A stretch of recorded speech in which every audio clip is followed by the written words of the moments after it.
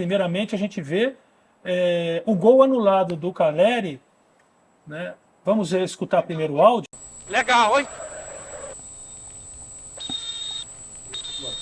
Isso, pode parar, por favor, Pérez. A gente já escuta da cabine.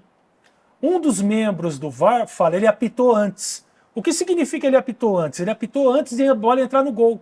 Ou seja, o árbitro de vídeo, a partir do momento que ele apita antes, o árbitro do vídeo já não pode intervir. Tá? Então vamos lá na sequência. Marcou a falta de ataque. Tava apitado já. Isso. Apitou antes, né? Viu, hein? Apitei na hora que houve o rebote. Que voltou. Ok. Agora a gente tem o lance no detalhe. Isso, exatamente. Sempre que tem as 4 câmeras, né? É porque como o árbitro de vídeo checou a jogada. Ele apitou antes. Isso. Apitou antes, né? Marcou a falta de ataque. Tava apitado já. Isso.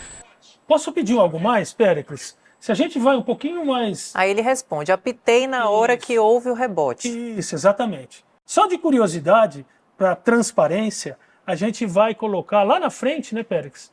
Tem a filmagem de dentro da cabine. Uma minicam que fica dentro da cabine do VAR. E vamos entrar nela, né? Faz de conta que a gente é o árbitro de vídeo agora. Ó. Vamos ver essa ação primeiro por dentro da cabine do VAR.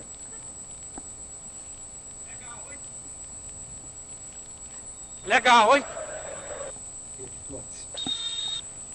Olha lá, Ele o da apitou esquerda antes. já fala que ele apitou antes. Marcou a falta de ataque. Tava apitado já. Isso. Isso. Apitou antes, né? Viu, hein? Apitei na hora que houve o rebote. Que voltou. Ok. Ó, pode ver, ó, ok. o árbitro de vídeo, pode parar, Pérez. O árbitro de vídeo não trabalha, não faz nada. Porque quando ele recebe a informação de que eu apitei antes de a bola entrar no gol, o árbitro de vídeo já não pode entrar naquela possível infração. Né? Então passa a ser uma decisão do árbitro de campo. Na nossa visão, o árbitro de campo, se a gente for ver o detalhe da jogada, Pérez, ele acertou ao marcar a infração.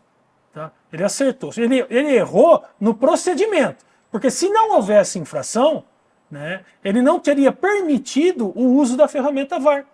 Ele deveria ter o quê? Retardado o uso do apito, esperando que a bola entrasse no gol, para depois ele marcar a falta. Dessa maneira, a checagem da jogada poderia ser feita e uma possível revisão poderia ser feita. Né?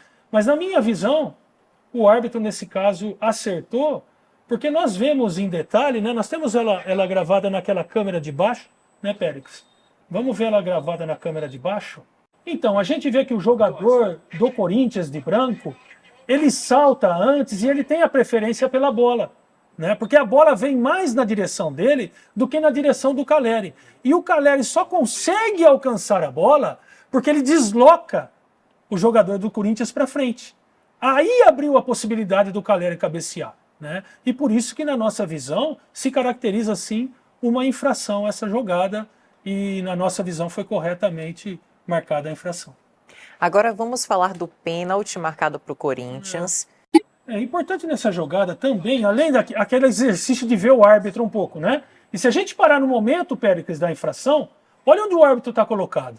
Né? Olha a proximidade que ele tem e olha o ângulo que ele tem para poder interpretar, é muito bom. Tá? Então não é que ele está interpretando algo que ele não está vendo ou ele está tendo dificuldade, não. Ele está muito bem posicionado para interpretar. Isso é muito importante na linguagem da arbitragem. Tá? Vamos lá? Deu pênalti. Decisão de campo, pênalti. Com Esse árbitro. impacto. Volta.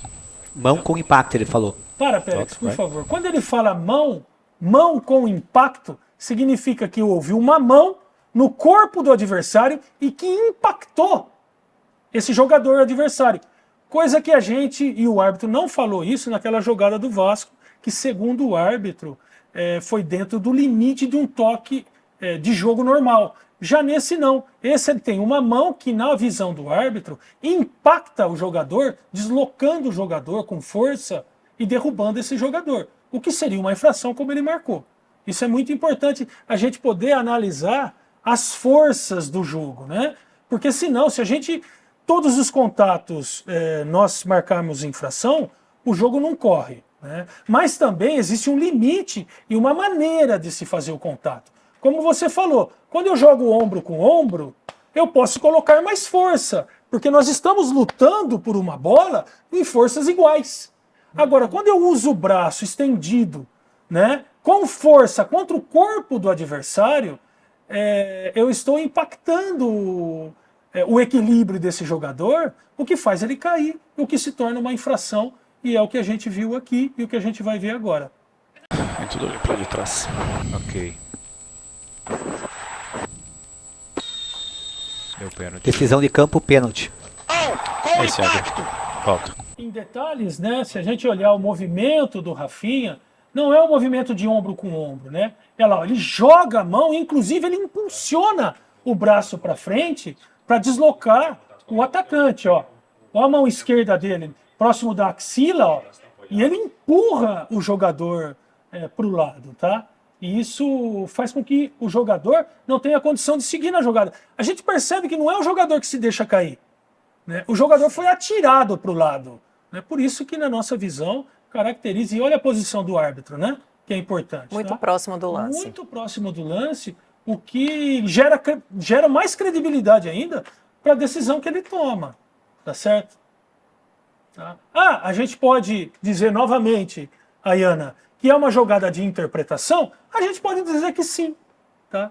Alguém pode dizer que isso não é suficiente, esse toque, né?